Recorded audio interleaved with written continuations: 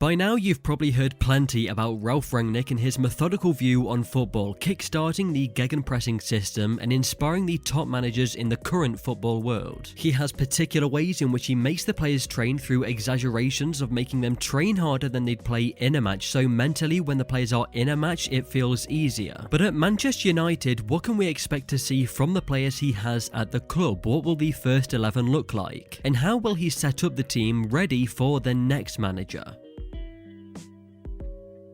United have gone a different direction with this appointment. It goes against the decisions we've seen the club make in recent years. And I say that in the most positive way possible. They've appointed a manager who has massive knowledge on the tactical side of the game. Not just to come into the club as a big name, a big personality and due to trophies he's won in the past, but he's more proven in the way he can join a team and turn around problems on the pitch. Implement a modern style of play that will get the players working harder than ever to get whatever club he takes on next moving in a positive direction. Whether that's by being a manager, a director of football, or most recently the head of sports and development at Lokomotiv Moscow, the difference made at those clubs is clear. And more than anything, he's an influencer, not the kind that you see on social media, but he literally influences the people around him to improve their mindset about the game. Ralf will be taking on a consultancy role after being an interim manager. What that specifically involves doing, we don't quite know yet, but before all of that, Ralf Rangnick has the 2021-22 season to manage. So what can we expect to see in the coming weeks from the team?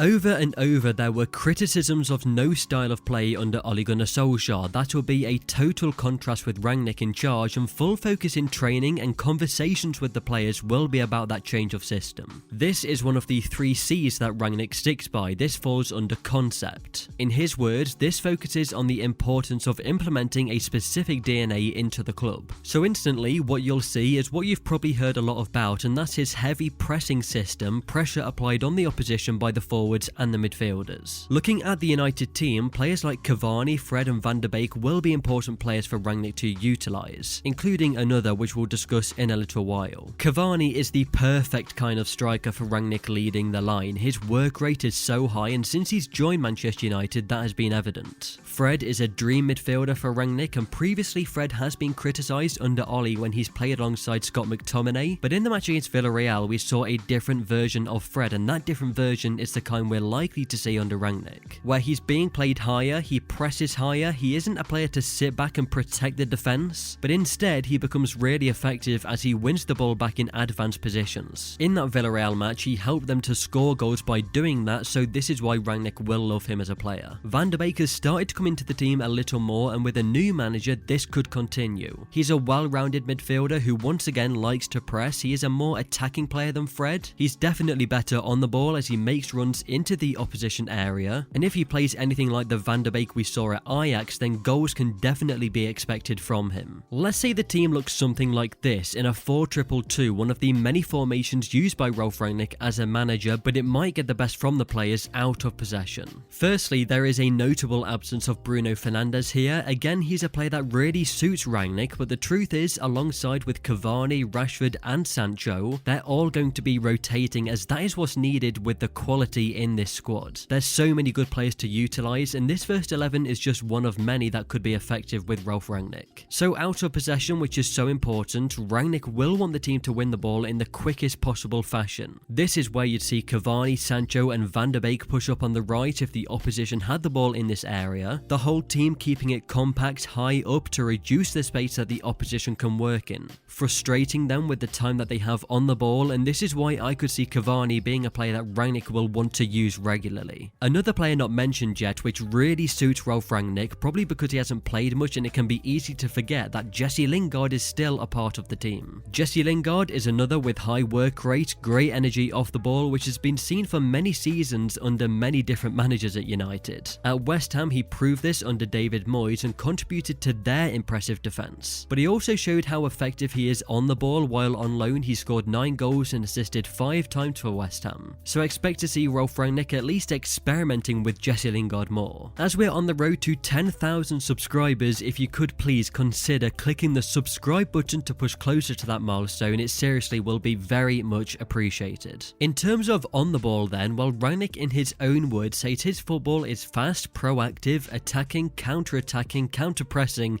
and exciting. A lot of buzzwords there, but it's definitely accurate. And he's walking into a squad of players that have shown great moments under Ole Gunnar Solskjaer of playing direct into space, counter-attacking with their pace and scoring goals like that already. Sancho and Rashford are perfect for this system, to run at defenders, take people on, run into space, play passes and run in behind defences. These two can really flourish under Ralf Rangnick. They will take up positions out wide, linking up with players in the wide areas, and not just anyone, the fullbacks will be the players to support them with the aim of creating space and causing problems for the opposition defence. Interestingly, in 2020, Ralf Rangnick talked about Luke Shaw, suggesting that they could have someone better in this position. Maybe he'll think differently when he joins, but if he sticks by his word, it could be that Alex Telles comes into the first team. The right side is a tricky one though, as Wan-Bissaka isn't the most attacking of fullbacks, and possibly Rangnick will opt for Diogo Dalot, who is better on the ball but has been criticised defensively in the past. The perfect kind of player for him at right back is Ethan Laird, but he's currently on loan at Swansea City. This is the hardest position to judge, but I just can't see Wan-Bissaka being the type of player that Rangnick will favour. What Rangnick will also change is the mentality of the players through his training and words in the dressing room. He'll get them thinking in different ways to get inside their head in training sessions, not just to play better football, but to have an elite mindset. Him and his assistant manager Lars Kornetke will be getting that mindset into the players. And on the topic of an assistant manager, this is where the second of the 3 C's that Rangnick applies comes in, and that is competence. As he says himself, we try to find the best possible people for each job, guaranteeing competence across the club. So with that, he brings along his trusty assistant manager, another man alongside Rangnick who will know exactly how the team need to play on the pitch. And don't expect this to be the last of the staff Rangnick wants to bring in. Instead of getting the mindset into existing members of the club, when he takes on his consultancy role, competence will be at the forefront of his mind, to get a structure in place of staff members to help the club recruit better, to analyse better and to manage better. The last of his 3 C's is capital or cash. Either of them work for him, but what he says is capital or cash alone is far from enough. What's more, concept and competence, if you use them well, will generate capital. And that is exactly what Manchester United as a football club have gone completely against. It's been said numerous times with the sacking of multiple managers that the hierarchy at Old Trafford hasn't helped the manager get results on the pitch. The 3 C's of Ralf Rangnick might be what come together to make the 4th C that Manchester United fans want desperately, and that's champions of the Premier League. If you did enjoy the video, then please click the like button. It really does help the videos getting found. For more insight and analysis, subscribe to Route 1.